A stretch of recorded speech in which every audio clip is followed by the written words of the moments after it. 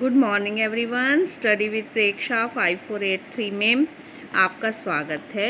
इससे पहले की वीडियो में हमने देखा कि 5 प्रश्न क्लास 8 चैप्टर दूसरा है हमारा अदृश्य जीव जगत, हमारी आँखों की क्षमता से परे कि जीव जगत, ऐसा जीव जगत जिसे हम नंगी आँखों से नहीं देख सकते, सूक्ष्म जीव।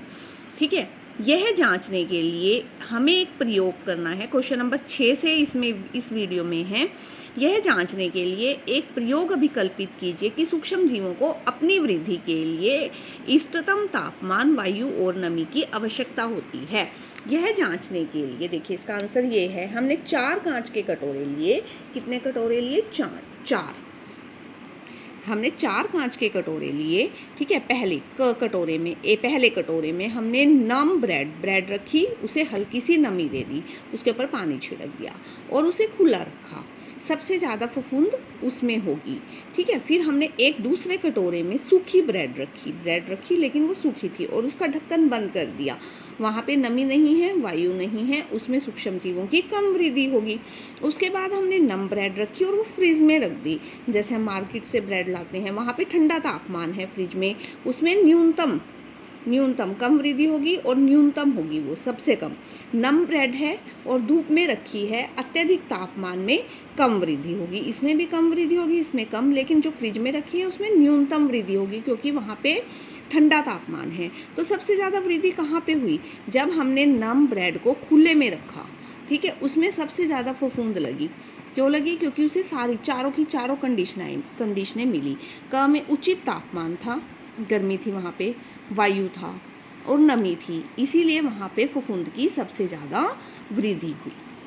ठीक है, तो इससे क्या सिद्ध हुआ कि जो फफूंदी है या कोई भी सूक्ष्म जीव है उसको अपनी वृद्धि के लिए एक तापमान चाहिए, एक वायु चाहिए और एक नमी चाहिए।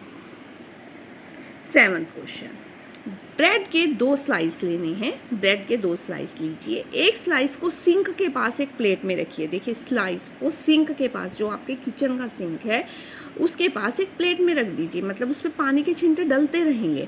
दूसरे स्लाइस को आप फ्रिज में रखिए। रेफ्रिजरेटर मीन्स फ्रिज में रखिए। 3 दिन बाद आपने देखना है और अपने दोनों स्लाइस की तुलना करनी है, अपने अवलोकनों को देखना है और अवलोकनों के कारण को बताना है। देखिए इसका क्या आंसर है कि सूक्ष्म जीव जो हैं गर्म और नम तापमान में तेजी से वृद्धि करते हैं। जहाँ गर्म तापमान है और नम मतलब वहाँ पे पानी गिरी जा रहा है और गर्म तापमान है, उसमें तेजी से वृद्धि करते हैं। जबकि सिंक के पास जो है नमी और तापमान दोनों उपलब्ध थे। ठीक है, और फ्रिज में कम तापमान था, सूक्ष्म जीवों की वृद्धि को रोक देता है या कम कर देता है। ठीक है, इसीलिए पदार्थ लंबे समय तक फ्रिज में जो हैं वो ताज़े बने रहते हैं। इसीलिए हम फ्रिज में रखते हैं चीज़ें कि खराब ना हो, क्योंकि सूक्ष्म जीव जो हैं वो गर्म और नम वातावरण में तेज़ी से वृद्धि करते हैं। तो सिंक के पास नमी भी थी और तापमान भी था, दोनों चीज़ें उपलब्ध थी। जबकि फ्रिज में कम तापमान था, सूक्ष्म जीवों की वृद्धि को जो कम कर देता है, रोक देता है, इसीलिए पदार्थ जो है लंबे समय तक ताज़े बने रहते हैं। अगला क्वेश्चन, एक विद्यार्थी अवलोकन करता है कि जब दही को 1 दिन के लिए बाहर रखा जाता है तो वह खट्टा हो जाता है, अधिक खट्टा हो जाता है। इस के 2 संभावित स्पष्टीकरण क्या हो सकते हैं? इसके क्या स्पष्टीकरण हो सकते हैं कि दही में लैक्टोबैसिलस जीवाणु होते हैं। क्या होता है? दही में लैक्टोबैसिलस जीवाणु पाए जाते हैं। बाहर रखने पर कौन से जीवाणु पाए जाते हैं? लैक्टोबैसिलस। बाहर रखने पर, गर्म तापमान मिलने पर ये जीवाणु तेजी से बढ़ते हैं, बाहर रख देते हैं और दूध की शर्करा को लैक्टिक अम्ल में बदल देते हैं।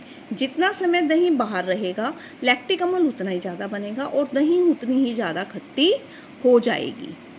ठीक है, ये हो गया एक रीज़न तो कि लैक्टिक अम्ल ज़्यादा बना। ठीक है, दूसरा, बाहर का तापमान जीवाणुओं की वृद्धि दर बढ़ा देता है। जीवाणु सक्रिय होने से किण्वन की दर बढ़ जाती है, जिससे दही लैक्टिक अम्ल में बढ़ जाती है और खट्टी होनी शुरू हो जाती है। यहाँ तक आपको लिखना है। कि दही में लैक्टोबैसिलस जीवाणु होते हैं। बाहर रखने पर गर्म तापमान मिलने पर ये तेज़ी से वृद्धि करते हैं। दूध की शर्करा को लैक्टिक अम्ल में बदल देते हैं। जितनी समय दही बाहर रहती है लैक्टिक अम्ल उतना ज़्यादा बनता है, उतनी ज़्यादा खट्टी हो जाती है।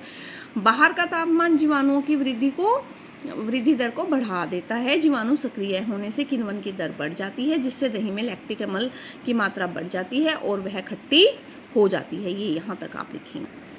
चित्र 2.15 में दिए गए व्यवस्थापन का अवलोकन कीजिए। इसको आपने देखना है क्या हो रहा है और निम्नलिखित प्रश्नों के उत्तर दीजिए। चीनी का गुनगुना घोल है, ईस्ट डाल ली इसमें, जो चूने का पानी है वो कैसा हो गया। ठीक है। फ्लास्क क में चीनी के घोल का क्या होता है। चीनी के घोल ईस्ट जो है वो चीनी के घोल पर क्रिया करता है। ठीक है। और किण्वन की प्रक्रिया होती है, वो ईस्ट जो है चीनी के को विघटित करके चीनी को तोड़ देता है, कार्बन डाइऑक्साइड और अल्कोहल उत्पन्न करती है। चीनी जो है वो अल्कोहल और कार्बन डाइऑक्साइड उत्पन्न करती है और ऊर्जा उत्पन्न होती है। ये प्रक्रिया होती है ईस्ट में। ईस्ट चीनी के घोल को तोड़ देता है, चीनी के घोल में क्रिया करता है, किण्वन की प्रक्रिया होती है। ईस्ट को विघटित करके CO2 और कार्बन डाइऑक्साइड और अल्कोहल उत्पन्न होता है। चीनी अल्कोहल, CO2 और ऊर्जा उत्पन्न करती है। 4 घंटे पश्चात आप परखनली ख में क्या देखते हैं। आपके विचार से ऐसा क्यों हुआ। परखनली ख में चूने का पानी दूधिया हो जाएगा। परखनली ख में क्या था, चूने का पानी था जो दूधिया रंग का हो जाएगा। कार्बन डाइऑक्साइड गैस नली के माध्यम से चूने के पानी में पहुंचेगी, कैल्शियम कार्बोनेट बनाएगी जो दूधिया रंग का या सफ़ेद रंग का होता है।